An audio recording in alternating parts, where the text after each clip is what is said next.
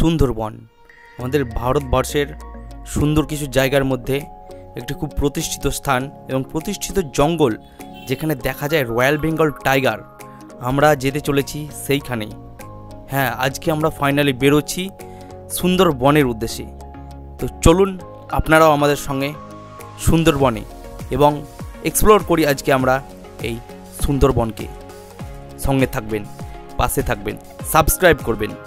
আর ভিডিওটি যদি আপনাদের ভালো লেগে থাকে, আপনার একটি লাইক আমার কাছে সেটা আমার উপার্জন। তো আমাদের যাত্রা এখান থেকে শুরু। তো আমরা এখন রয়েছি পাঁচগ্রাম বাস স্ট্যান্ডে। বাস ঢুকবে, কোন সময় হচ্ছে 9:10। তো 9টার মধ্যে গাড়ি ঢোকার কথা আছে। তো গাড়ি 10 মিনিট লেট আছে, 10 মিনিট পর গাড়ি ঢুকবে।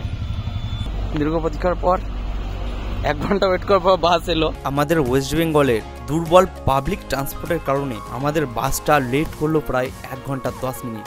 যাই হোক, আর দেরি না করে উঠে পড়লাম আমরা বাসের ওপরে। ফাইনালি বাসে উঠে পড়েছি। এখন বাসের কন্ডিশন এই অবস্থা। সময়ের ব্যবধানে জরাজীর্ণ হওয়া এই পুরনো বাসটি আমাদের বর্ধমান ঢুকতে সময় লেগে গেল প্রায় রাত 2টো। জানি না কখন কলকাতা পৌঁছবো। তো ফাইনালি আমরা ধর্মতলা পৌঁছালাম। তো পাঁচগ্রাম থেকে যারা আসবে, সামনে যে বাসটা দেখতে পাচ্ছ, এই বাসটায় না আসার চেষ্টা করবে। তো পাঁচগ্রাম থেকে 9টার সময় ছাড়ে। তো 9টার সময় গাড়ি ছেড়েছে পাঁচগ্রামে। কিন্তু এখানে হয়ে গেল মোটামুটি সকাল 6টা, মানে পুরো রাত্রি, একদম পুরো রাত্রি 4-এ। তো এবার যাবো এখান থেকে আমরা ট্যাক্সি করে শিয়ালদা থেকে আমরা ক্যানিং লোকাল। আমাদের কলকাতার বুকে বড় বড় বিল্ডিং এবং বড় বড় রাস্তা দেখতে দেখতে আমরা এগিয়ে চললাম শিয়ালদার দিকে। ধর্মতলা থেকে শিয়ালদা ট্যাক্সি ভাড়া নিল মাত্র 200 টাকা।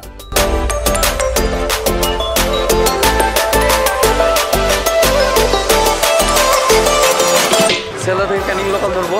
এখন সময় হচ্ছে সকাল 6:05। এখন রয়েছে শিয়ালদা স্টেশনে। তো শিয়ালদা থেকে ক্যানিং লোকালের ভাড়া হচ্ছে 15 টাকা। আমাদের ওইদিকে বাস ভাড়া পড়েছিল 250 টাকা, ট্যাক্সি ভাড়া 40 টাকা করে, এবং ক্যানিং অব্দি ভাড়া হচ্ছে 15 টাকা করে।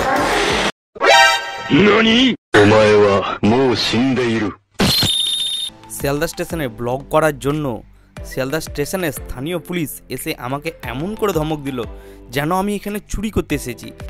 এই হচ্ছে আমাদের ক্যানিং লোকাল। ভিড়ে খুব কষ্ট করে ট্রেনে উঠে পড়লাম। সবাই দীর্ঘ অপেক্ষা করতে লাগলাম ক্যানিং পৌঁছানোর জন্য। সবারই চোখে একই স্বপ্ন, সুন্দরবন আর সুন্দরবনের রয়্যাল বেঙ্গল টাইগার। আমরা কি পাবো টাইগার দেখতে? আমার এই ছোট্ট ভাগ্নে বলেই দিল পাবো না দেখতে। শিয়ালদা থেকে আমাদের ক্যানিং পৌঁছতে সময় লাগলো 1 ঘন্টা 15 মিনিট। ফাইনালি ক্যানিং পৌঁছালাম অনেক স্ট্রাগলের পর। এবার এখান থেকে আমাদের অটো আছে, অটো করে যাবো, যেতে হবে এবার। জানি না কোথায় যাবো এখন। নৈখালি ঘাট। ক্যানিংয়ে আমাদের জন্য ওয়েট করছিল আমাদের বুক করা ম্যাজিক গাড়িটি। আমাদের বুকিং ছিল ক্যানিং টু ক্যানিং অঞ্জলি ট্রাভেলসের ট্রাভেল এজেন্সির সঙ্গে। এই ট্রাভেল এজেন্সির সার্ভিস খুবই ভালো। আপনারা চাইলে এদের সঙ্গে আপনারাও সুন্দরবন ঘুরতে পারেন। আমাদের নেক্সট ডেস্টিনেশন হচ্ছে গদখালি। আমরা ক্যানিং থেকে গদখালি যাচ্ছি ম্যাজিকে। ক্যানিং থেকে গদখালি দূরত্ব হচ্ছে 32 কিলোমিটার। সময় লাগবে 1 ঘন্টা 10 মিনিট। ক্যানিং থেকে গদখালি যাওয়ার রাস্তার দুই দিকে সৌন্দর্য উপভোগ করতে করতে চললাম আমরা গদখালির উদ্দেশ্যে। সবার মুখে হাসি দেখে বোঝা যাচ্ছে সুন্দরবন যাওয়ার জন্য তাদের মনের ভিতরে কতটা কৌতূহল রয়েছে। এরা কি আদৌ বাঘ দেখতে পাবে? ফাইনালি আমরা সবাই চলে এলাম গদখালি। আর কোথাও যেতে হবে, কিছু চাপতে হবে নাকি? বাসে টাসে এবার চাপতে হবে বোটে। এই হচ্ছে আমাদের গদখালি অটো স্ট্যান্ড। আমরা একটু এগিয়ে গিয়েই পাবো গদখালি ডক স্টেশন, মানে নৌকার ঘাট। আমাদের জাতীয় সড়কপথ এখানেই শেষ। এর আগে আমাদের সব রয়েছে জলপথ। আমরা সবাই মিলে লাইন ধরে টুকটুক করে হেঁটে চললাম আমাদের নৌকার ঘাটের দিকে। সেখানে অপেক্ষা করছে আমাদের যাত্রীবাহী বোট, মানে নৌকা। আগামী 2 রাত্রি 3 দিন আমরা যে সুন্দরবনটা ঘুরবো সেটা সম্পূর্ণ এই বোটের মাধ্যমে জলপথে করতে হবে। এবং রাত্রে আমরা যে নির্ধারিত হোটেল সিলেক্ট করে রেখেছে আমাদের ট্রাভেল এজেন্সিরা, সেখানে আমরা থাকবো। তো ফাইনালি বোট পর্যন্ত চলে এলাম। এবার আমরা বোটে উঠবো। তো ওই যে সামনে রয়েছে বোট। এই সুন্দরবন যাত্রায় বোটে ওঠা নামাটাই একটু কষ্টকর, বাকি সব কিন্তু আরামদায়ক।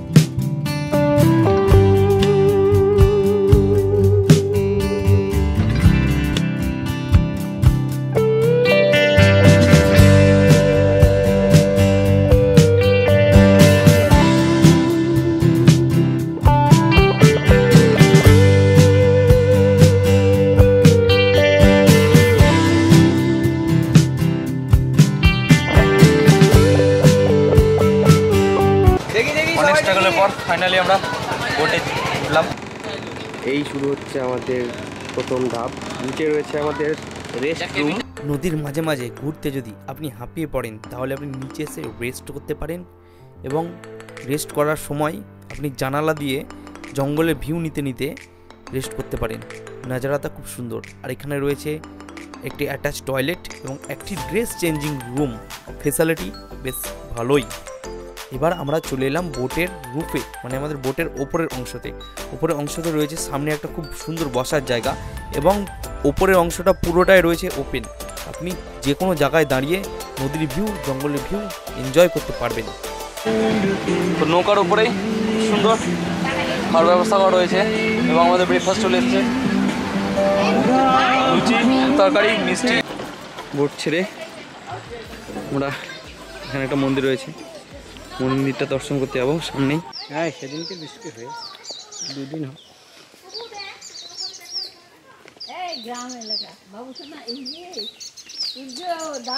একদম 100% ন্যাচারাল, সুন্দর পাখির শব্দ, পাখিতে গান করছে। আমাদের লোকনাথ মন্দিরে যাওয়ার পথে রাস্তার ধারে রয়েছে ছোট ছোট গ্রামের মানুষের দোকান, যেখানে বিক্রি হচ্ছে ডাব, ওয়েদবেল এবং হাতের তৈরি তাল পাতার খেলনা। আমরা সেই দোকান থেকে দুজনে দুটো কয়েদবেল কিনে খেতে খেতে এগিয়ে চললাম লোকনাথ মন্দিরের দিকে। ফাইনালি মন্দিরের কাছে চলে এলাম। দেখো কত সুন্দর প্রকৃতির মাঝে মন্দিরটা রয়েছে।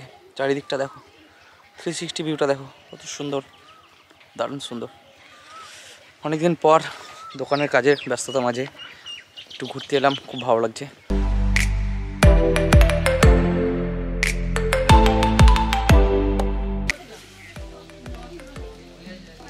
এখানে বসার খুব সুন্দর ব্যবস্থা রয়েছে, এবং এখানে সুন্দর সুন্দর ছোটো ছোটো মাটির ঘর, পুরোনো জায়গায় যেমন মাটির ঘর হতো সেরকম, এবং খুব সুন্দর একটা শীতল হাওয়া বইছে।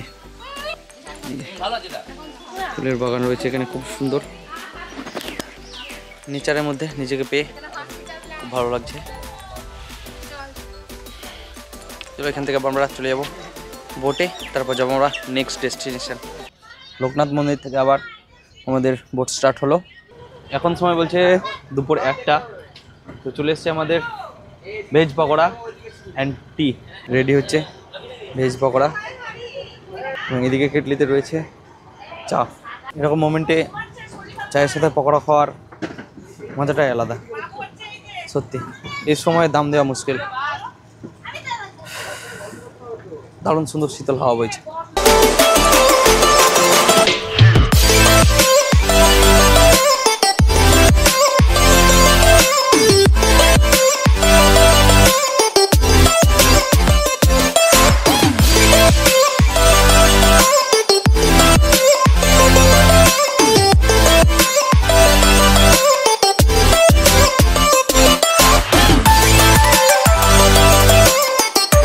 লাঞ্চে কি আছে রয়? ভাত, ডাল, চিপস, এখানে একটা সবজি রয়েছে, মাছের মাথা দিয়ে সবজি রয়েছে, আর আছে তার সঙ্গে চিংড়ি মালাইকারি আছে, আর ভেটকি কারি আছে। এই তো নিয়েছিস, এইটা হচ্ছে চিংড়ি, এটা ভাঙা চিংড়ি, এটা আজকে ভেটকি। এই আমারটা আছে, দেখো এটা হচ্ছে ভেটকি মাছ, বড় দিয়েছিল। এটা হচ্ছে চিংড়ি মাছ, এটাকে বলে চিংড়ি। আচ্ছা, বলটা চিংড়ি।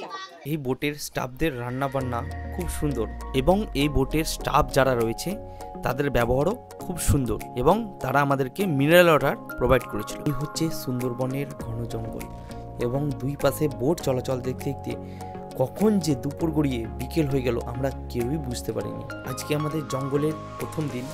আজকে আমরা জঙ্গলে হরিণ, বাঘ কিছুই দেখতে পেলাম না। হাতে 3 দিন সময় নিয়ে এসেছি, যদি বাঘের দেখা মেলে সে আশায়। তো চলে এসেছি আজকে আমাদের লাস্ট স্টপ। এখানে একটা মন্দির রয়েছে, মন্দিরটা আমরা ঘুরবো, আর এই হচ্ছে আমাদের বোট।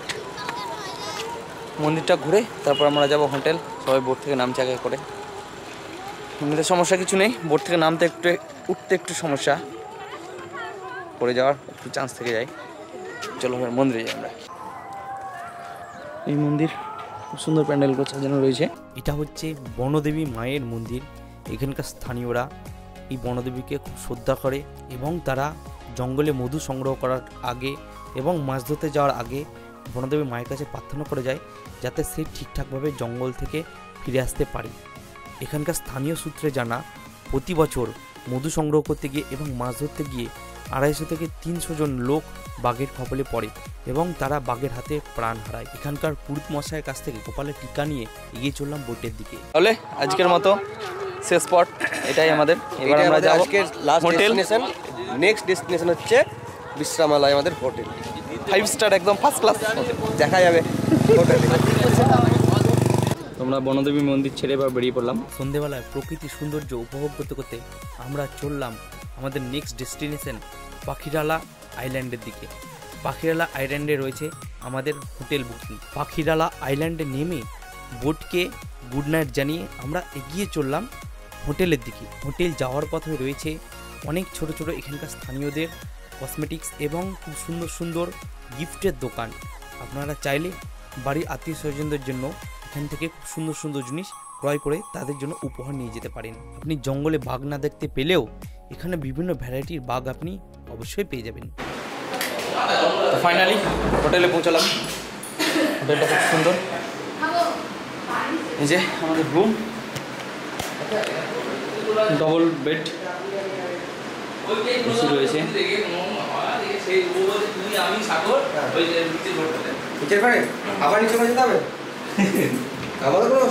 হচ্ছে বাথরুম।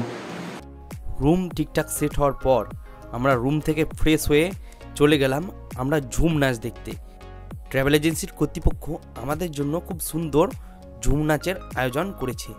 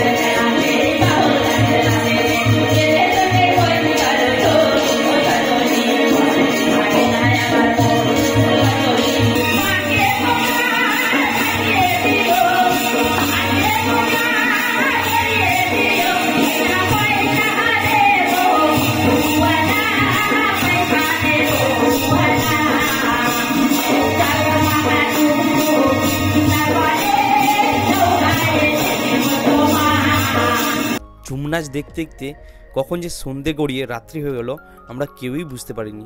এরপরে আমরা ঝুম নাচটাকে এনজয় করে তারপরে চললাম ডিনারের জন্য। কালকে সারা রাত বাসে একটু ঘুমোতে পারিনি। বাসের কন্ডিশন এমন ছিল বাসে ঘুমানোই যাচ্ছে না। সারা রাত জেগে এসেছি এবং সারাদিন ট্রাভেল করেছি। এবার খেয়ে দিয়ে একটু টান টান ঘুম দিতে হবে। এই রয়েছে আমাদের ডাইনিং এরিয়া। এখানে আমরা রাত্রে ডিনার করব। জায়গাটা খুব সুন্দর, তাই না? সুন্দরবনের প্রতিষ্ঠিত হোমস্টের মধ্যে এটি একটি সুন্দর হোমস্টে। জঙ্গলের ধারে খুব সুন্দর লাইট দিয়ে সাজানো এই হোমস্টেটি। আমরা ঝুমুর নাচের পর এবার সোজা ডিনার। তো fried rice, chilli chicken, salad, মিষ্টি। সেকেন্ড অপশন রুটি। সেকেন্ড অপশন কি আছে বলে দে? ফ্রাইড রাইসের জায়গায় রুটি। রুটি আর চিলি চিকেন, আর বাকি সেম। বাকি সব সেম। তো খেয়ে দে টান টান ঘুম দিয়ে দেবো। কাল সকালে আবার রওনা দিতে হবে আমাদের। কাল সকালে মনে হয় আশা করি কাল বাঘ দেখতে পাবো। আমরা বাঘ দেখবই। বাঘ দেখার জন্য আমার বাঘ নিয়ে একটা বাইনোকুলার কিনে নিয়েছে। বাঘ দেখতে পাবি তো? রাত্রে খাওয়া দাওয়া কমপ্লিট। এই হচ্ছে আমাদের গেস্ট হাউস।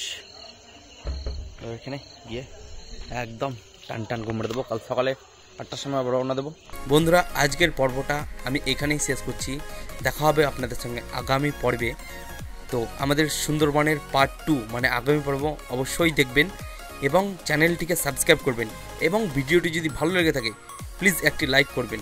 আপনার আইটি রিলেটেড নলেজ পেতে এবং সুন্দর সুন্দর ব্লগ দেখতে সাবস্ক্রাইব করুন আমার চ্যানেল সিস্টেম কেয়ার। সো বন্ধুরা ভালো থাকবেন, take care, subscribe system care. জয় হিন্দ, জয় ভারত।